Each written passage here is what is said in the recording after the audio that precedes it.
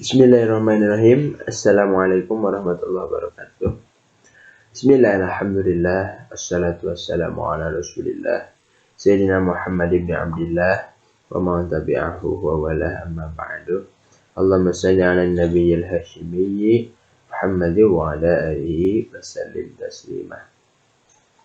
Alhamdulillah, pada kesempatan kali ini saya Muhammad Yusuf Septian dari kelas BAI 5D, Prodi Pendidikan Agama Islam, Institut Agama Islam Darussalam, akan memaparkan materi tentang masalah-masalah fikih kontemporer pada masa kini, yakni pada mata kuliah Masailul Fiqhiyah yang akan membahas tentang eutanasia dalam kajian Islam.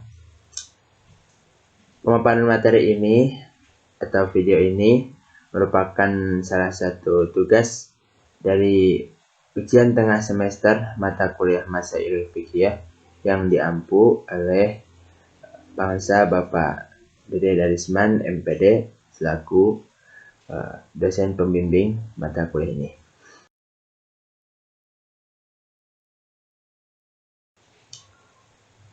Terus selanjutnya, apa sih sebenarnya yang dikatakan dengan eutanasia itu?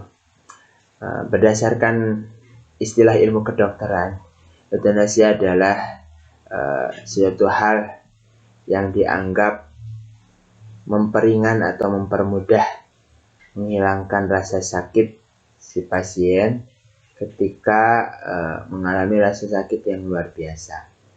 Jadi dapat dikatakan bahwa eutanasia itu sendiri adalah meringankan rasa sakit si pasien.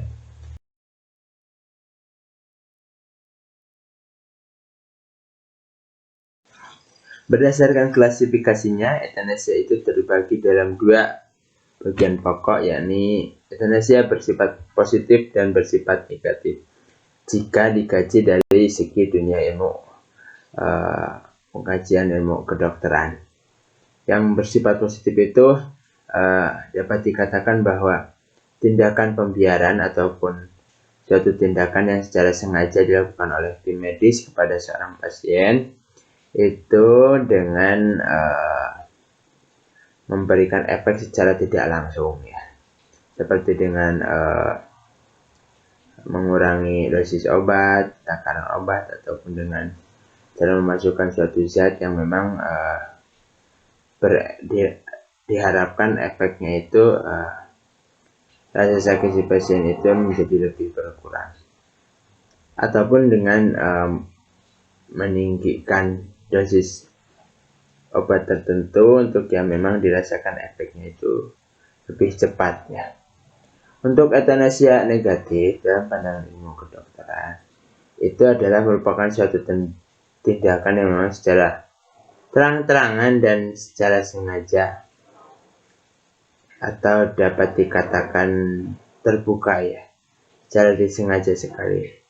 Itu kalau dalam agama kita itu tidak dapat dikatakan suatu tindakan yang dapat dibenarkan, karena itu masuk ke dalam tab saja, termasuk dalam tindakan pidana atau jinayah, ya, dalam kajian ilmu fikih.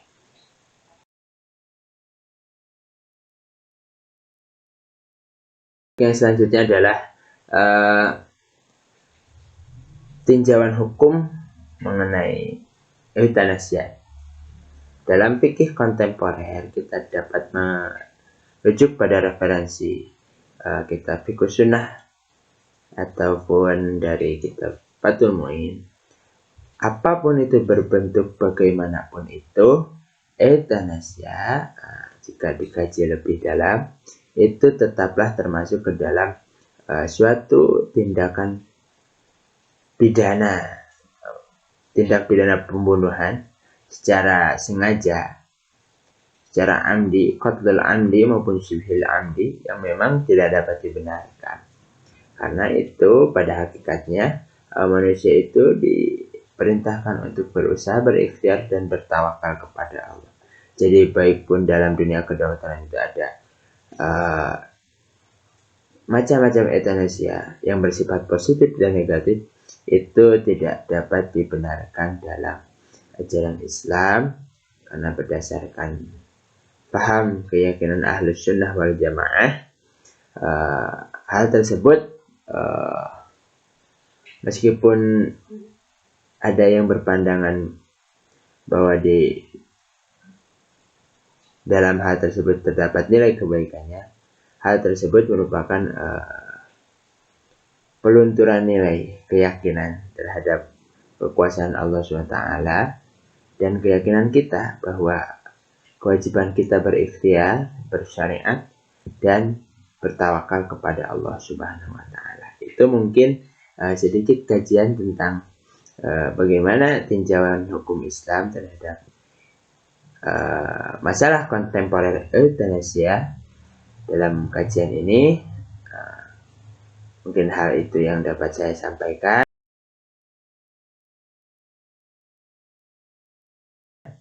Yang jelas bahwa kesimpulannya euthanasia merupakan suatu kajian yang memang ada di zaman sekarang, tidak ada zaman Islam pada masa Rasulullah.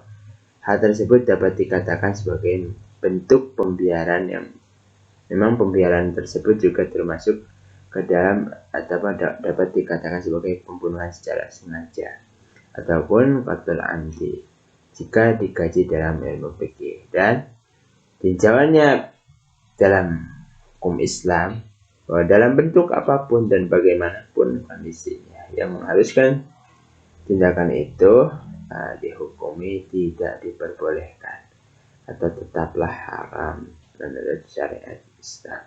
Itu mungkin yang dapat saya sampaikan. Kurang lebihnya mohon maaf. Assalamualaikum warahmatullahi wabarakatuh. Jangan lupa like, comment, and subscribe. Subscribe.